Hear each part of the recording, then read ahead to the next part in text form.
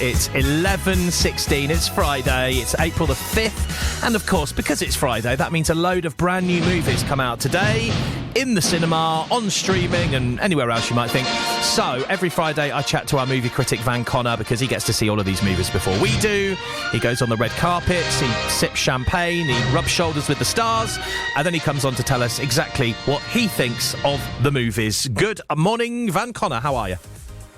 Good morning, Adam Ball. I'm all good, sir. How's things on your end? Yeah, not too bad at all. Was it a busy week for movies for you? Were there lots of red carpets and lots of premieres and all that?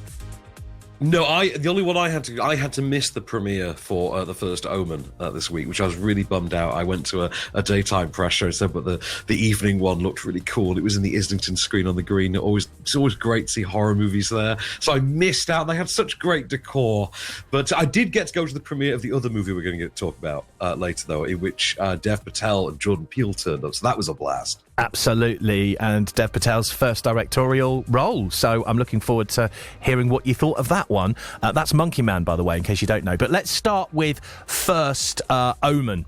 Now, this is the prequel to the Omen from the 70s. Exactly that. So the original Omen, I'm going to get. So the first Omen started. No, this is the first Omen. The original Omen, we shall say, which is to say the 1970s Gregory Peck one, began in the early 1970s in Rome, if you recall. Yeah. And this was how the American ambassador, played by Gregory Peck, and his wife had their baby, murdered and switched out with the Antichrist, and that was the setup for the Omen. We've now got the first Omen, which is really the journey of how to get the kid there to begin with.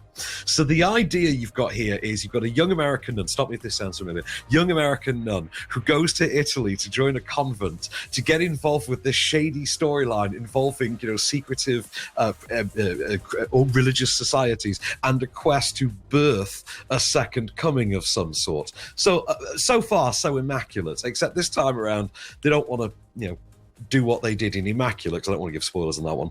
They're plotting to birth the Antichrist. I've got a clip for you. Enjoy Ralph Ineson as a younger Father Brennan in this. My name is Father Brennan. I apologize for startling you. Please, sit with me. This will only take a few minutes. Your name is Margaret, I know. You work at the orphanage. You knew that. I don't understand. How do you know that? It's about the girl, Skiana. Carlita? You must be very careful, Margaret. Bad things will start to happen around her. Evil things. No, I have to go now. No, please. Come see me tonight. St. Rita Cloister, room 42. I'll tell you everything. Just what a voice. Absolutely love the gravelly voice. Right? Just amazing. Now, obviously... Big Ralph fan, so that works for me, definitely. Oh, good casting, yeah. actually. Me too. Now, we all know that, of course, not the first Omen, I've got to stop saying that, because the original. This is called the first Omen, yeah. The original Omen was obviously well known for being horrifically scary. Does this back that up? Is it just as scary?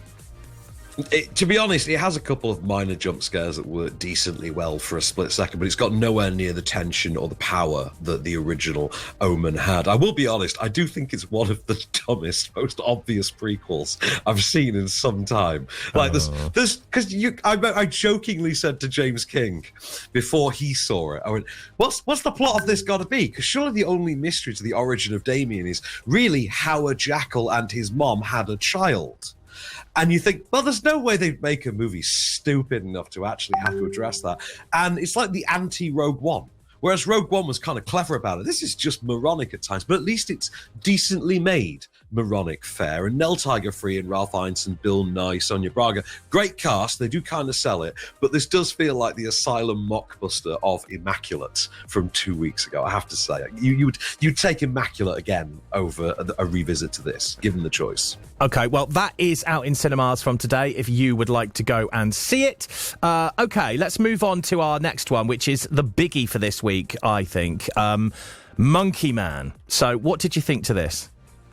Oh, I absolutely loved this. So this is Dev Patel starring, directing, producing, and co-writing. Honestly, if he wrote the theme tune and sang the theme tune, I wouldn't be shocked in the slightest. He turned up to introduce this, and his first time his family had seen it in the premiere we were at. We didn't realise it was the premiere. We were just going to a screening. They didn't tell us it was the premiere. It was kind of an accidental thing. And So this is the story of Dev Patel as kid. Set in contemporary Asia, he is growing up more or less on the streets, making a living as the masked fighter in a series of underground fights, whose job it is really is just to take as many hits as possible. Like, he doesn't seem to feel pain in the same way as a regular man. He's detached. He's removed. His hands are covered in the scars of this life, as you'll hear in the clip in a moment. And he starts to ascend his way up the ranks of the underworld due to his status as a fighter. Finds his way in with a godfather-like family that run it all seemingly, as we start to understand, in a quest for absolutely blood-curdling vengeance. So I've got a clip for you. Believe me when I tell you, this is rated 18. It's not going to be obvious from the clip, but when we get to it, this is really an 18. This is a clip for you. This is him meeting the crime ma. Take this. I don't want charity. What I need is a job. This is King's. We just don't hire off the street. Where's your references? Your CV? Look, I don't have time for all this. ये पैसे लौट जाओ.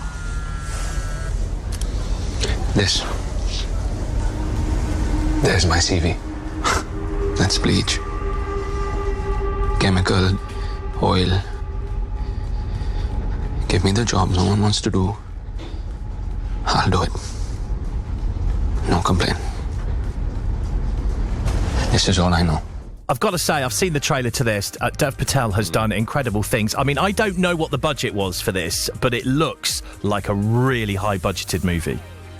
It looks really expensive, isn't it? I don't imagine it actually is that high budgeted. This was intended for streaming, it's worth noting, and was foregoing a theatrical release entirely until Jordan Peele saw it and attached his name as producer and actually got them to agree to a theatrical run for this. And I'm so glad they did, because it's a really great big screen combat experience.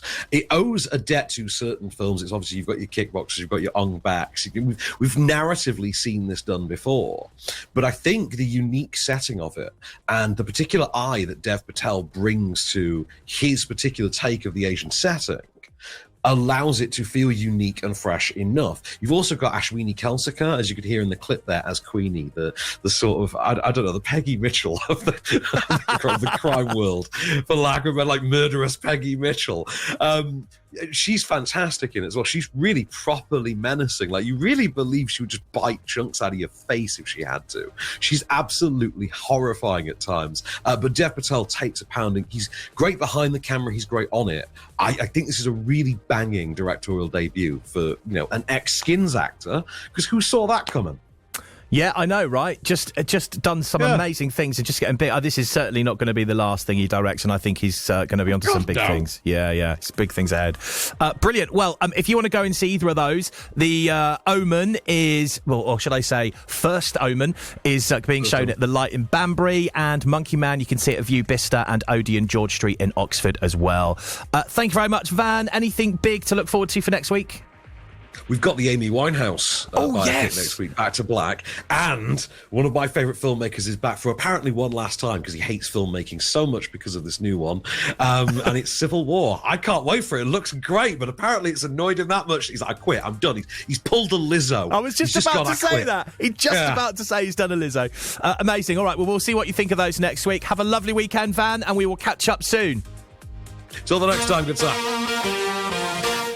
Let's go, girl.